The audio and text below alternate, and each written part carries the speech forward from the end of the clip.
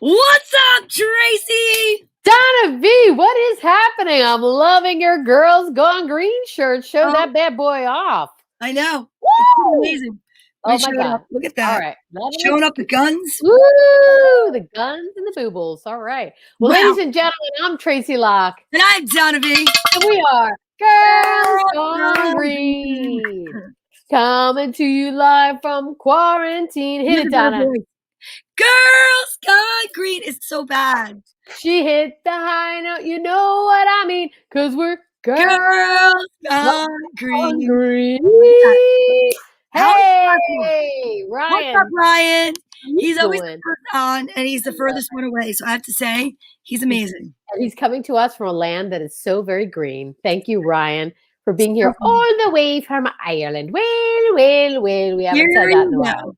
We haven't said that in a while. We haven't said in a while. So, Donna V, we have an amazing guest on today. Ladies and gentlemen, you are in for an epic show. She is a comedy legend, and she's going to be with us tonight. Carol Montgomery comes on the show. So we're going to get our football stuff out early because Carol's going to come on and promote all the great things that she's doing in the comedy world. But, Donna, I have to ask you, what's going on with your JETS, Jets? First, I need to acknowledge our audience because without them, we'd just be talking to each other, which we do.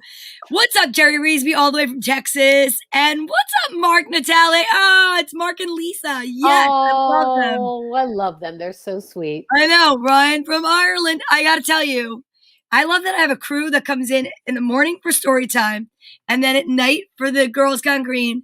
They're loyal. I feel so good. I feel like I'm never alone, which I love. And welcome. You're never alone with a schizophrenic, Donna. You're always fine. No. So I just want to say welcome to everyone. If it's your first time watching, welcome. If not, welcome back. If you're watching the replay, good for you. Like and subscribe, please, if you don't mind, over on YouTube. We are trying to build our audience over there. We have a great audience when it comes to Facebook, which we thank you for. But Facebook, if you could just travel over a little bit later or in a different tab and like us over on YouTube, we would so appreciate it because we're just trying to, build that up, Buttercup. Yes, exactly. Speaking of build up, what's going on with your Jets? Do you see that? I just came in for the close-up. You did. I came in for the close-up because I want to say this. As everyone knows, they've extended the season and we've added a complete week. And if you watch the show, I think it was 2 weeks ago. I don't even know anymore because I don't know where I am. It was 2 weeks. Yeah, you would know that we found out that February 13th is going to be this year's Super Bowl, and it's this year's host's 50th birthday party. But not only are we literally going to be going to the Super Bowl. That was my LA sign. Yeah. That's my LA sign. But I have sausage fingers, so you can't really tell what's happening. I don't know what. I'm like, she's throwing up gang signs. That's great. That's amazing. I'm not ready for that. I'm not prepared. But I will tell you this, that the first game that the Jets have will be against the Panthers. And they're calling it Sam Darnold's revenge game. Ooh, that's going to be a good one, D-Money. That's going to be a really good one. But do you know it's going to be the first time that he'll be coming into MetLife Stadium, or as I call it, JetLife Stadium, as a Panther, suited up as a Panther, right? Coming in, playing against his old team. And he said he's not taking any prisoners. I mean, he really didn't take any wins when he was on the team. Yeah, I was going to say, bold words from Mono Boy. Do you know what I'm saying to you? It's like, okay, Sam.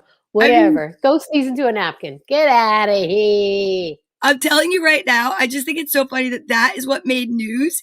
Yeah, he's so excited.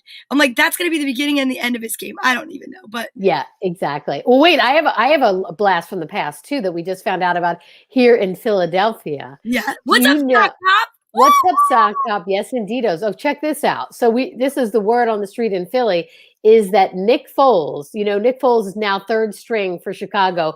He had 2 bad years. They benched him. They're like, get out of here. Well, the rumor was that Howie Roseman was like, we need Nick Foles back in Philadelphia. Let's make a play for him. We really could use him as a backup. He's fantastic, but we picked up Joe Flacco, blah, blah, blah. Anyway, the rumor now, Donna, is that they asked Nick Foles to come back to Philly, and he said no. No, good for him. No, can you, what? We have a statue of that guy outside of our stadium. Listen, but you know what? You had a statue outside of your stadium, but you never appreciated him when he was inside the stadium. I know. You don't know what you got till it's gone. No. So Nick Foles said no, which breaks our Philadelphia hearts. I just wanted to Maybe let you you know. should have appreciated him while he was there. It's like that high school breakup when the girl just breaks up with the guy breaks up with the girl, whoever they identify as. Everybody's breaking up with somebody. And I'll tell you what, and then all of a sudden you realize, I shouldn't have done it. Yeah. And then they're dating the prom king or queen. That's right. You should have held on to what you were. All those bridges that you burn come back one day to haunt you. Anyway, speaking of burned bridges, Tim Tebow, I don't know if you know this, Donna, but they asked him to come try out for the Jaguars, Tim Tebow. So he hasn't played for the NFL in over 10 years. Wow. And he's been playing baseball. And, professionally, he was with the Mets, believe it or not. No, I'm so shocked that it's been 10 years. It feels like it was yesterday. I know. Isn't that insane? So they're saying he has a 50-50 chance of making the team as a tight end. So they'll use him like like he'll be in some plays, like some trick plays. He'll come in like Taysom Hill does on the Saints, where they run like what's called the Wildcat, which is like crazy plays.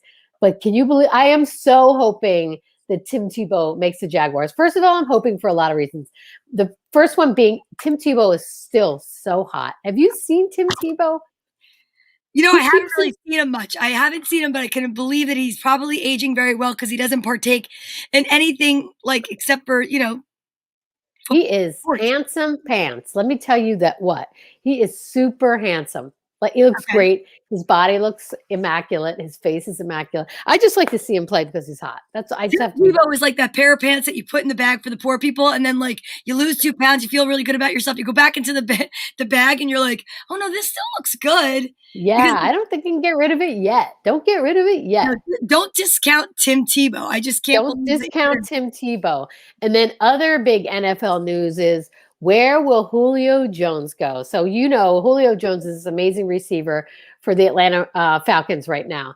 And he just put the word out on the street that he doesn't want to be in Atlanta anymore. He just said it out straight, like, they're not going to win any championships. I'm ready to go.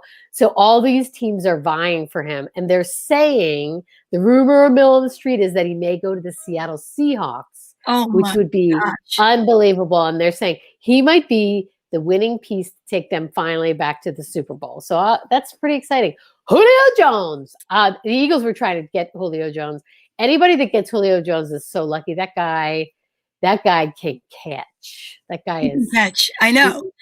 I don't know. What do you think is going to happen to the Eagles this season? I'm fearing that they're going to have not so good of a season. Oh, well, listen to me. They're going to have a great season. Let me tell you why. They just did some monumental things, Donna, that we as Girls Gone Green should be very excited about. And I think we should have these 2 lovely ladies on our show. We're going to work on it. Okay. So they just promoted. Her name is Catherine Raiche, Raiche, Raiche. Nice. And they promoted her. She's the highest ranking female personnel in NFL history. So she's the VP of the Philadelphia Eagles football operations. She's vice president of their operations. Isn't that exciting? That's amazing. Highest ranking female in that. And not only that, Amina Solomon is now the Philadelphia Eagles' first female NFL scout. So she's going to be out on colleges. She's going to be out in high schools scouting these guys. That's a job I would apply for. Yeah, right. I mean, honestly, think about it would be super creepy now. Look at us now. We'd be like, hey, let's talk about your high school son and how good he looks in those pants. What? I can tell you this: there's enough Jaguars out there. A cougar won't kill them. Is what I'm saying. All right, and I think I'm the cougar for it. You're like, I'm ready. That is so funny. That sounded like Donald Duck choking on something. It's supposed to be a cougar. When they do their let me hear your cougar. Let me hear your best cougar growl. A real one. No, a real cougar growl. Oh. Okay. Well, you know what? I'm going to let you do the cougar. No. You're not going to get away with that, Donna V. I want to hear your cougar growl. You only live once. Hey, kids. Now, who would you scare in the middle of the woods with that? But that's the thing. If I'm a cougar, I don't want to scare anybody. I want to lure somebody in. Into your lair, if you will. I like it. Like Jet's lair. Oh, very nice. Well, okay.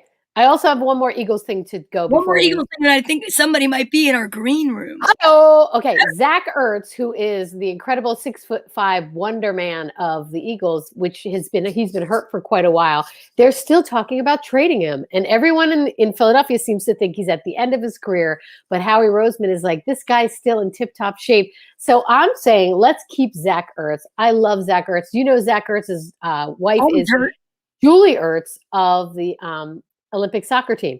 And she's I did not know that. You didn't know that? Why would I know that? I pay attention to football and Shari Freed. What's up, Shari Freed? Hey, Shari Freed! And women's empowerment. And speaking of women's empowerment, we have our guest backstage, and I cannot wait for you all to meet her.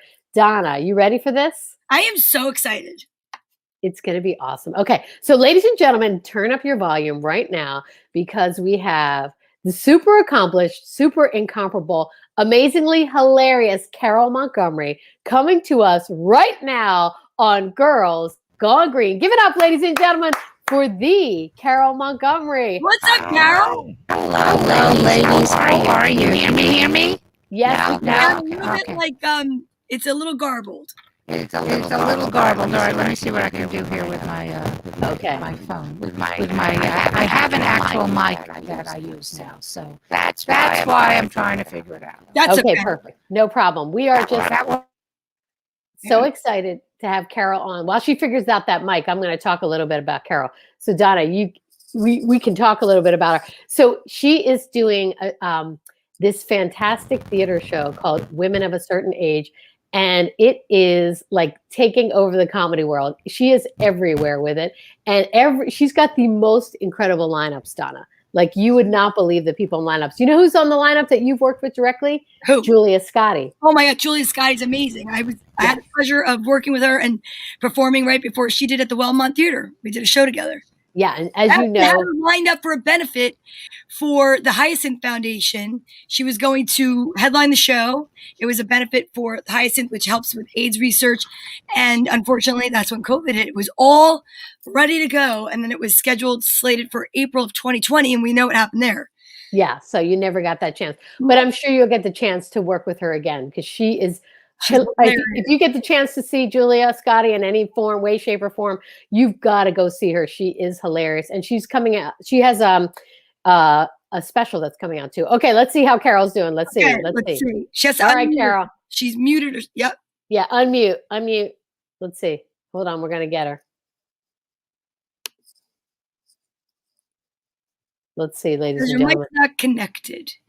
What's going on, Taz Lion? Let's go Bucks. I like the Bucks are going to be playing. It's going to be a great game this year, their first game out. I just can't wait to see how they do. All right, let's see if Carol's back. We got Carol. Let's see if she turned that mic on. This is live. This is what it's like. There it is. There she is. We are so excited to have you on, Carol. This is so fantastic. Yeah, I am not a football fan. I'm sorry, guys. That's okay. Do you watch football? Like, if you had to choose a team, gun to your head, who's it going to be? Just one. Probably the Eagles. Whoa! Oh yes, Carol Montgomery she just scored major points. Well, because who was become older than both of you? There was a young quarterback who was really amazing on the Eagles years ago. Of course, I can't remember his name. Randall Cunningham. Yes, that's probably here it is. So that's he was amazing. So that's why I've always liked the Eagles. Not a Jet fan, not a Giant fan. No. Sorry, that's all right. You know what? Sorry, Carol, you're so funny. You don't have to like football. It doesn't matter. We're just so thrilled to have you on. As fellow female comedians, we are just so excited to see what you're doing, like trailblazing, groundbreaking as usual. And can you tell us a little bit about Women of a Certain Age and how you got that going? And it's just blowing up all over the place. Yeah, thank you. That's really sweet. We started the show. I'll do it as quickly as possible. We started. No, you have time. Okay. We want to hear. The show is about you. So if anyone's tuning in tonight, they're wondering what's going on. Why are we not talking about football? We talked about football on the top. Now we're talking to Carol, and we're going to continue the conversation. We did our first live show at in 2017 at a little place, a festival called the Cinder Block Comedy Festival, and the first show was Ginny Garofalo, Judy Gold, Rhonda Hanson, myself, a young lady who was at the time I was having a millennial host, a woman named Jemmy Manelis. She's in her 20s, also dated my son, but that's a whole other story. And so don't even. Anyway, so we did it really well. It was really well received. And then we got lucky because somebody who was working at the festival, she worked at this small theater on the Lower East Side, and she says, "I think my boss will like this." And so we brought it to him, and he gave us a residency. We're starting our 4th year at the Crane in New York City. And from that came, we did, my producer partner said, this really should be a TV show. And I said, okay, go sell it. And we went and did a huge showcase at the Crane. And we had a little bit of a bidding war, and we ended up going with Showtime. We've shot 2 specials right now. That's amazing.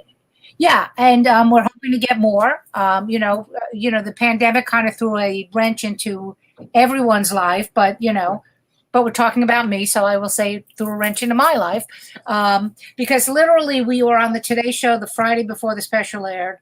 That Saturday we premiered, and Monday is when the world went into lockdown. So.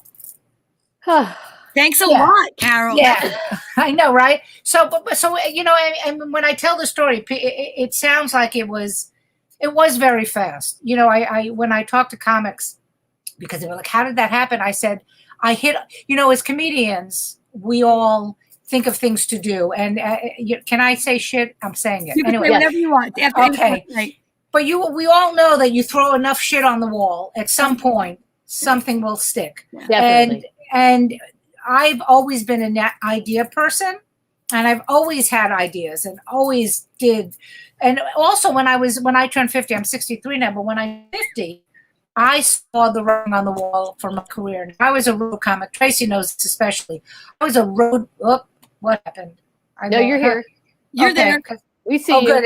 Oh, good, because mine was all messed up. Anyway, I was a road comic for many, many, many years. And then when I moved back, I lived in Vegas for 10 years, and I was working in shows there. When I moved back, I was told by a manager that, well, you're not viable anymore. You're not considered a national comic. And I was like, what are you talking about? I mean, I literally worked all over the country.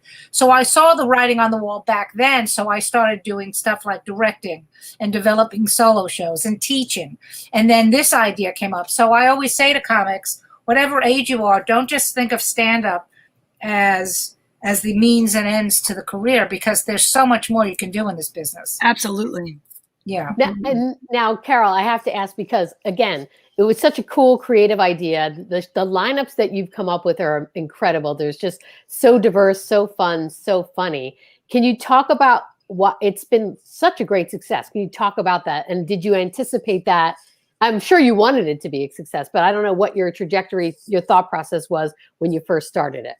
And I actually say this one, especially when I do the live shows.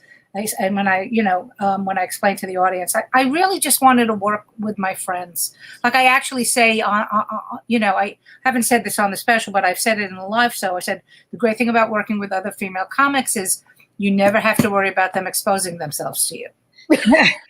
Exactly.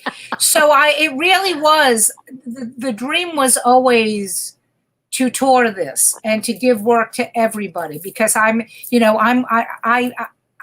believe there's room for everybody. So I always wanted to just, start this off, mostly tour. And then when the specials happened, that was like the icing on the cake. And so, and eventually what I want to do is, under the Women of a Certain Age umbrella, I love producing, and okay. I love directing. So I want to be able to eventually, get a deal somewhere where they give me money and I produce your specials. And right. Then we throw, you know what I mean? Like all under that Funny Women of a Certain Age umbrella, because like I said, it just I knew, I should have known it was going to be good, because I always talk to my husband about this stuff. And I said to him, so what do you think about this? And he went, oh, this is good. And, because we've been married all these years, and he was like, this is a really great idea. And so I've never, it was the first time ever that everyone went, oh, this is a really good idea. And then it snowballed. Yeah. So, yeah. Can you just, when you say women of a certain age, do you do different age groups for people that are watching? Do you just do like 50 and like up or over? Because I have a couple months, but what is it exactly that you do, and how do you, come up with the lineups? Well, originally it was women over 50. Okay. Only because there were so many of us. And then I thought, if I open it up to 40, I must have had a list of, I want to say 200 women over 50. Legitimate working comics that no one knows about. And then I said 40, I'd open it up to 40 plus, and we doubled it. There are so many women. And this is what's interesting, and this is where I get cocky. So just so you know, the women in my show, I don't have to worry about it. Like, right. I when I book the shows, I don't want to worry that somebody isn't going to do their job. Everyone has placed their faith in me about the show. They want to do a good job. So knock on wood, I say this now. Of course, I'm saying it now because the next show's going to suck. But for every show I've done has been a killer show, because I have this level. You've both been in the business a lot. There's a new level of what comics think is good, and it's not. It's not. Like I remember talking to a young guy, it's got to be 5-10 years ago. And I said, have you ever actually seen somebody really kill? And he said, yeah, well, I saw someone do well. I said, I didn't say well. I said kill. My favorite story is when I was a young cutie pie, and I was, working at the Comedy Store. I was this cute little blonde. And this was before Rogan was anything. He was just another comic like you and me. Right. He would go on. I had a photo Rogan every night in the main room at the Comedy Store on the weekends. Wow. And he had this bit about tigers fucking, which is still to me one of the most funniest, but loud and funny, and people are doing this, and he'd be like, good night, and he'd walk off, and ladies and gentlemen, Carol Montgomery, hi. And of course, first of all, it's a great lesson, because you learn how to be really strong, because you have to follow that. But that's what I'm talking about, killing. Like, I think we're missing that in comedy now. That really that in your gut, like, oh my God, I can't laugh anymore. Right. So that's what I expect from all of my ladies.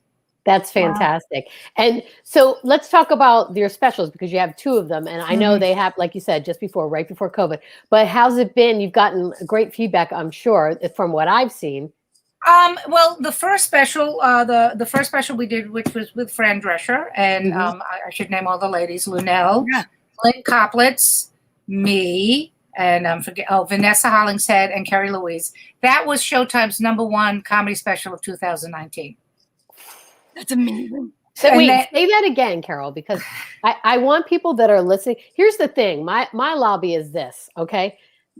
As you know, as a comedian, okay, we've been doing comedy for a long time.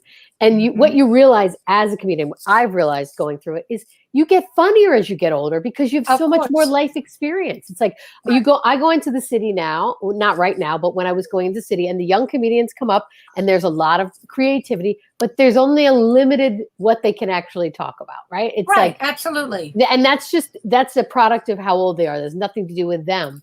Right. But women of a certain age is so brilliant, because their mothers, their grandmothers, their aunts, their everything. They've been through life. They've been married, divorced, several husbands, whatever it is, it's just like blows my mind. It's like comedy.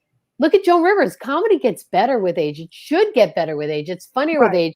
And with the guys, how many guys are 1,000,000 years old doing comedy? When you go to the Friars Club, they're like 500 years old each, right?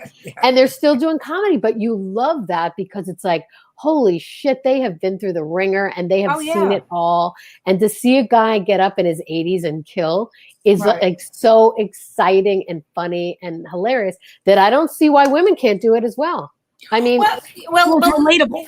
Well, yeah, and one of the things, and with both of the specials, and of course now I have to name all the girls in the second special. It takes me a while. Caroline Ray. You can look it up. No, Caroline Ray, Carol Leifer, Tammy Pescatelli, Thea Vidal, Julia Scotti, and myself. Yeah. But one of the things I always say about, especially, besides just the specials, also the live shows. If you don't like that girl, you're going to like this girl. You don't like this girl, you're going to like, because the biggest problem we have as female comics is that we all talk about the same thing. And it's like, okay, well, then why is it when I go to a comedy club and I have to sit through 6 guys talking about smoking pot, jerking off in their parents' basement? Don't tell me that we're all, and literally every single so it was, because I was on it twice. So there's 11 women on that show, and every single woman had a different point of view. Exactly. And I hate that they still do that. This is still going on.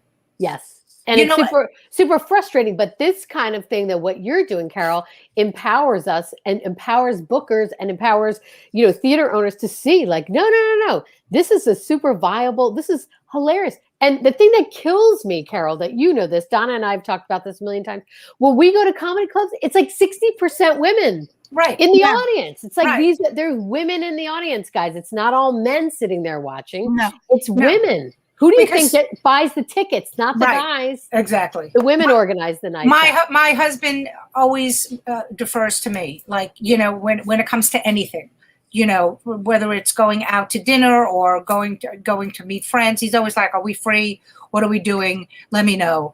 And also getting back to being older, I've been railing about ageism in show business, I think, since I turned 40, because what happens is the market, like the commercials and all that stuff, they think it's this 18 to 35, and it's like they don't have the money. My son is 29. He doesn't have a pot to piss in. Okay, so he's not buying, what they call, like when you have excess money, like the disposable income. We're the ones that have the disposable income. Why aren't you doing that? Like, why isn't there a Golden Girls again? And but one of the things I've said, and I'm actually, I people make fun of me, but I go, since the specials have aired, okay, Katie Segal has a new series out. Queen Latifah has a new series out. Jean Smart is doing a show about a female comic in her 60s. You're welcome, America. Right. It was,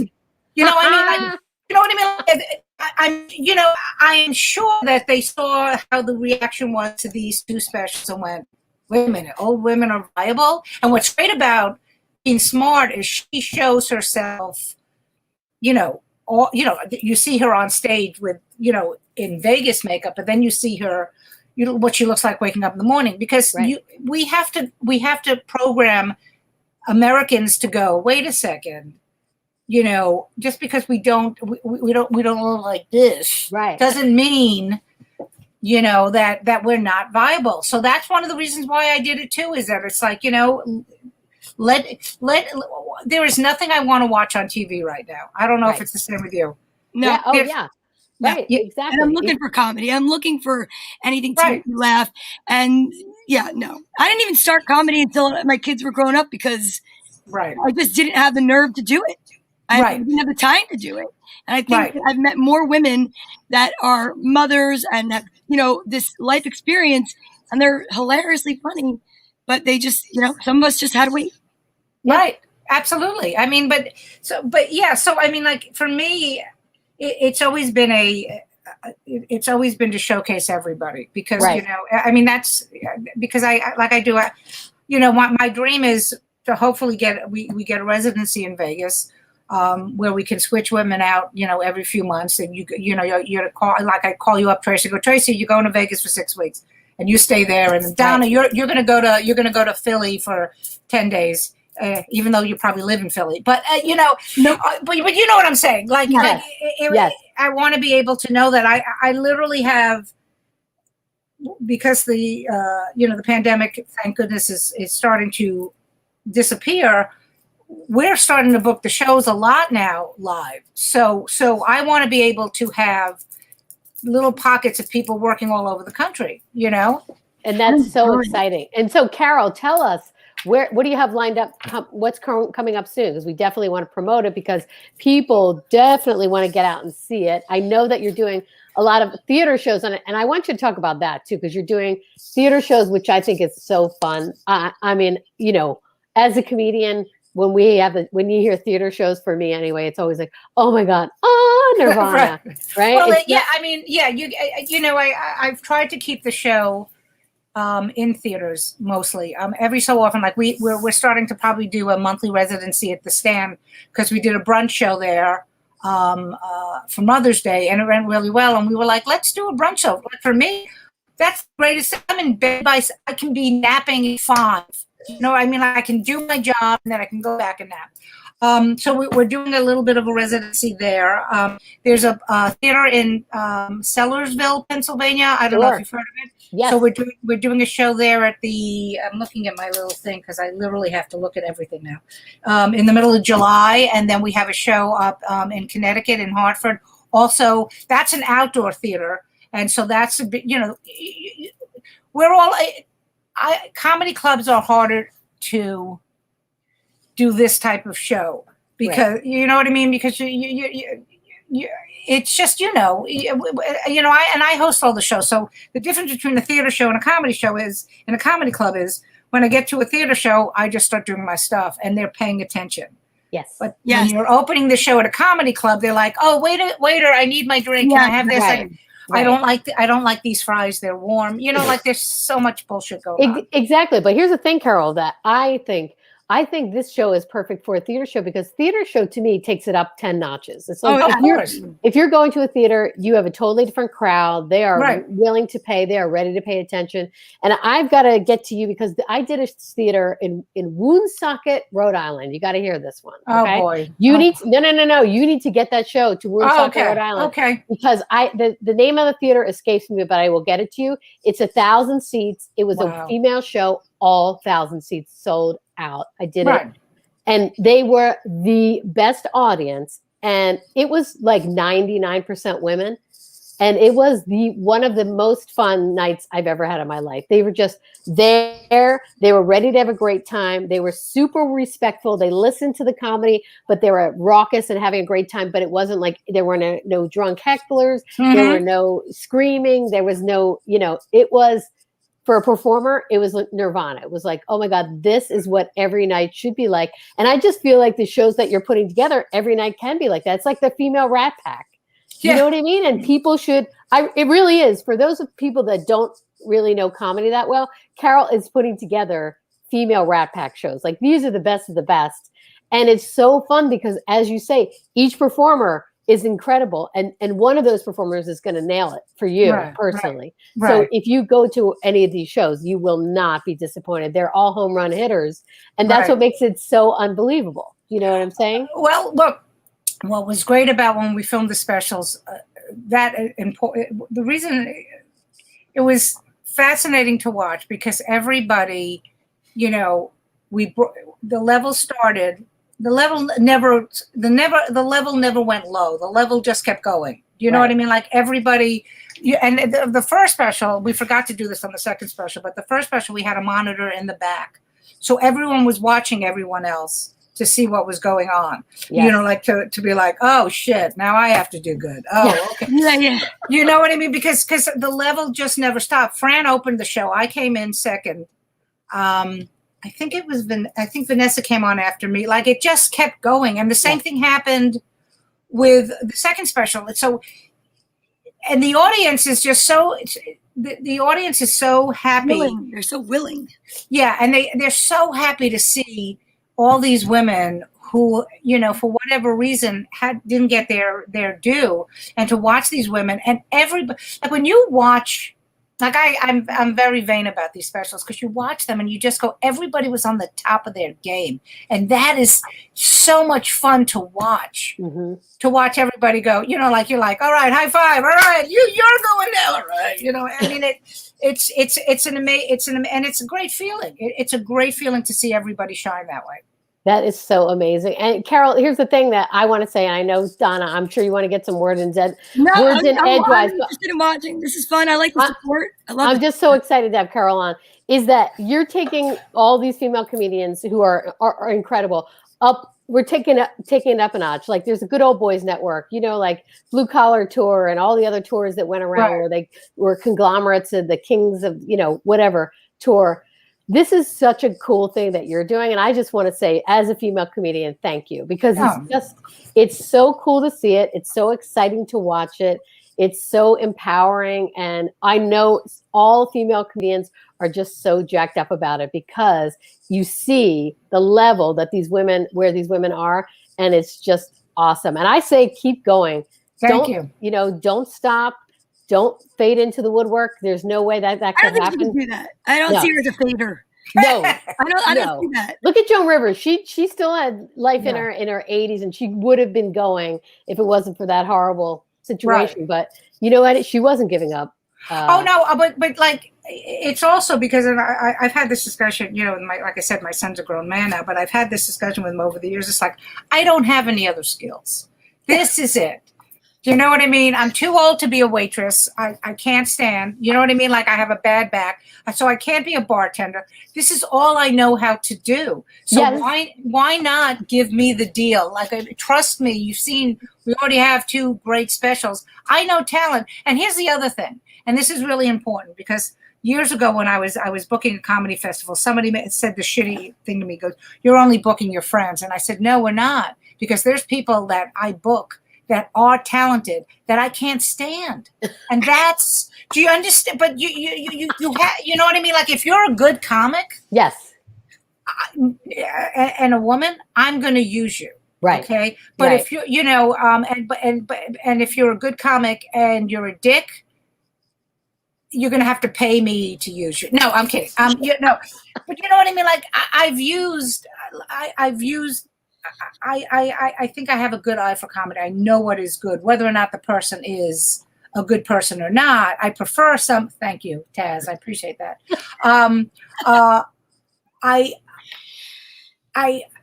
I want to work with people I like, but there are people where I go, wow, that comic's really good. We should use that person, even if the person is not, well liked in the business, let's just say. But on the other hand, also in this show, especially, is it's a no drama zone. Oh, that's right. There's no drama. Okay, the minute you start giving me drama, and this is mostly for the live show because we were, knock on wood, very lucky for the TV shows. If you start to give me drama, chances are you're not going to be back on the show. Right. Do you know what I mean? Like it's like I need to know that when I say to you, "Hey, we're doing this show on this day, be there. I need your headshot because we need to put it up," and I have to follow you back. I have to come back and go a week later. Where's the headshot? Forget it. Yeah. So I have my certain rules, but I'm very good at spotting good talent, and that's why somebody should give me a deal so I can do this for everybody. And I think you will. And before you leave us, any advice to women coming up, new comedians, anything you want to tell to empower them? Because you know what, you're a pillar in the comedy community, especially for the women in there, and they look up to you. I know you know that already, but I think it's important, to give that information and to talk to the new girls, not guys, girls coming in. But is there any? Just keep your head down. Don't look around at other people. I've had blinders on since I was in my 20s, because if you start looking at what other people are doing, you're not focusing on yourself. You're looking at what they're doing. And there's a million reasons why you're not getting a gig. It has really nothing to do with you. And don't take anything personal, because if I had known that when I was in my 20s, because every rejection I got in my 20s felt like they were stabbing me personally. Like the casting director was like, "We hate you." And it would be that literally. I went up for a part as a New York City cop from Brooklyn, and they cast a young African-American woman. Well, okay, I guess we don't. I mean, they decided to go a different way. Yep, you're not selling what they're buying, so it doesn't matter. Right. So, but that's how you learn that what show business is all about. It's like sometimes they just go a different way. Yeah. You know, when I did The Funniest Mom in America, when we were in the top 10, I was in the top 10. We go and do the show, and there were only 2 people that they had in that show, me and Kathy Ladman. And so we're waiting, and they announced Kathy's name, and I went, okay, well, the chances are they're not going to have 2 professionals in this show, right? So I went, okay, I probably didn't get it. And then the next person they announced was the other redhead, and that's when I knew I wasn't going to get it, because they weren't going to put 2 redheads in the show. And that's it's that arbitrary. I know that it is. That's the thing that people definitely need to know. It's so arbitrary. I have when I lived in LA, I had one of my friends was a casting director, and she said if you knew what they base it on, you'd never worry about an audition again. Like you would just go in and do it, and that's it. It's like you're throwing it into the wind, because that's literally what you're doing. Well, the one time I got a commercial, which ended up didn't air, but I did shoot it, and we got cut from it. It was one of those Charles Schwab commercials where they animated you and you were talking, right? Yes. It was literally Christmas Eve. It was snowing in New York City. I went in. I read a line of copy. I mean, it took a minute. I mean, that's what I get. And then that's how I book that. And you're like, and all those times you pour over, you're like, well, if I do it this way, maybe I'll do it this way, and it's like, because somebody is looking at it going, okay, I like the way she looks. It's like online dating. It's like basing the first date on like the way they drink water, they chew with their mouth open. Right. Yeah, it's fickle. It's a fickle world we live in. It is crazy. It's crazy. I have to. The one thing I have to relate to people out there that are watching. The best audition I went to in LA, and same as you, Carol, going to millions of auditions. I went to it was like a cattle call audition. My agent sent me. I waited for you wait in the hallways for hours, and then I go in there and they go, can you roll your eyes? And I was like, what? They're like, can you just give us an eye roll? And I'm like, oh my God, please don't tell me this is the audition. That was it. Roll your eyes. I'm like, we couldn't do that just from headshots. Right. We couldn't do that. Like, Jesus Christ. The one thing I will say this about the pandemic that I love is that we have this now. We have virtual. Yep. So, I'm actually auditioning for a film that has I'm self-taping, which is so great, because all you have to do is like, my husband's like, all right, shoot me.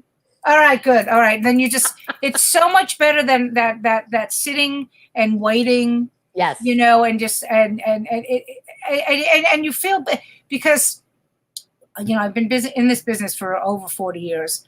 And when you go in, especially when you're acting, and this, Tracy, I'm not sure, Donna, if you've done any acting, but there's certain people that these actresses where they come in and they have their suitcase because they have their costumes for what they're going to wear for this particular project, and then they're doing, and you're just like, could the desperation just fucking pour off of you? Yes, it's hilarious. I mean, it's a study. Just sitting there waiting for an audition is a study in comedy itself. Right? Oh, absolutely. So much material from that.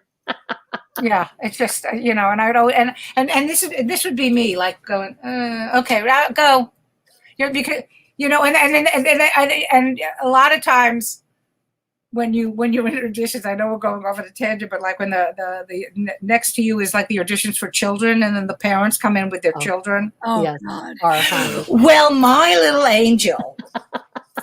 I'm just checking if anyone sitting around him has had gluten, because he gets a little in his stomach, and so we just, and you're just sitting there like going, and the child just doesn't want to be there. The kid's like,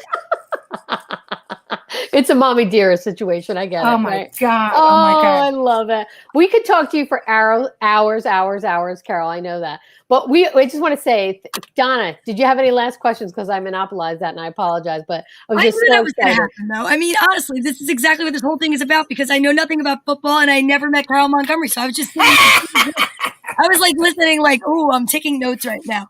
No, yes. I think that's amazing. I think what you're doing is amazing. I find it fascinating. And I just, it's awesome. I think you just keep going for it. It just makes me feel like, oh my God, my life is not over yet. No, not at all. I know. Not even close. Not even close. I know it's not over. Yeah. So, ladies and gentlemen, if you have the chance, you've got to go see Women of a Certain Age. I know, Carol, so you have websites and everything that they could go to. You want to give those out where they would go? Just go to funnywomenofacertainage.com. We're all over the internet. If you want to, you can, they're both specials are still streaming on Showtime. And I think they're also streaming on Amazon Prime. So, and then I always tell people, because people are like, I don't have Showtime. I said, well, you can get a week's free. Yeah, so, there you go. No excuses. So no excuses. And look for us, we're going, the big tour is starting in spring of 2022. And that's where we're going to be going into major theaters, and like 1,500 seats. And like, I don't have to do anything. I just go, all right, where do I have to be? Right. That's perfect. You know what I mean? I'm not even 40 yet, Chris says. Come on. Yeah, I love it. Well, yeah. Seriously, we cannot wait for that. We will be looking for women of a certain age, funny women of a certain age, not just women, funny women, ladies and gentlemen. And Carol, thank you for all that you do. And thank you for being on Girls Gone Green. Thank you so much for having me. Of course, we loved having you. And we're looking for you on the road. It's so exciting. Keep it up, girl. Bye. Thank you. Thank you. You're welcome. Thank you. Wow. She's amazing, isn't she? Yeah, she's so great. And I love the platform that she's giving women. It's so fun and funny. And like I was saying, and I'm just no lie, it is the Rat Pack of women. It's an amazing group of women. Oh, every time you see who she's got like on her shows and specials are amazing. So I'm so excited. I'm excited for her. Yeah, it's exciting to see. It's like life doesn't end at 40, kids. No. Not that I would know. Ow! Look at Cher, by the way. Can we talk about it? Cher just turned 75, Donna. Have you seen pictures of Cher? I mean, I know she's had work done, but damn, she looks unbelievable. Her body's unbelievable, and she's unbelievable. God bless her. Yeah, and I know you've got to go on to your next podcast because you're a woman of the world. I have to go interview someone. That's all I'm going to say. And I'm doing some pre-work for Monday night's show. What is Monday night, Donna? Open-Minded Mystics. Oh, and how do we find out about Open-Minded Mystics? Oh, you're going to go over to YouTube. I'm just pushing YouTube. I love Facebook. Don't think I don't love Facebook. But YouTube doesn't seem to like put videos up of what my conversation is. So I seem to be like liking them a little bit more. Do you ever have that conversation? You talk about something and next thing you know, you look at your phone and Facebook is promoting it and you got the commercial for it. And yeah, you mean spying on your whole life? Yeah, I totally get it. I got you, girl. Like if they spy on my whole life, how I'm not famous yet, because I've done a lot of funny things. You can find me on TikTok, falling down, busting my ass on an exercise machine. I don't know. There's a lot of good things happening in Donna V's world. That's what she's trying to say, ladies and gentlemen. So tune in. Thank you so much. You love the banana and chocolate video. If you want to know what the banana and chocolate video is, you just got to go over to TikTok. Go find me at D_Rocka. That's right. That's the nickname the kids call me. Taz, you look amazing. Okay. Oh my God, he looks amazing. Turning 40. He looks like he's like 23. Go ahead with your bad self, Taz. I love Dari. She said, I love Don on Rick Rock. Oh my God. That's great. I love you so much. I know you meant TikTok. Or you can check me out at Storytime in the morning. Could you see it? Like how I was just being respectful and just sitting there like a little kid, like watching, even though I'm not. That was great. That was perfect. You did exactly what you're supposed to do. You rocked it out, girl. I was sitting with my hands folded like a good girl. That's right. That's fantastic. Yeah, I am going to interview our guest that's coming up for Monday. And you have to watch. You have to watch. Yeah, so that's Monday night on Facebook. 8 p.m. 8 p.m. Open-Minded Mystics. You can find us on YouTube. Instagram. Yeah. We got to figure out Instagram. We've got to figure out what the hell's going on. You know what it is? We have to go to Restream or something. So if anybody out there knows how to work the Restream, I mean, like I'm good with StreamYard and I like StreamYard and I'm not trying to threaten StreamYard, but I really wish that you could help me out, get my stuff, like to go over to Twitter because I was all up there for like Periscope. It's gone.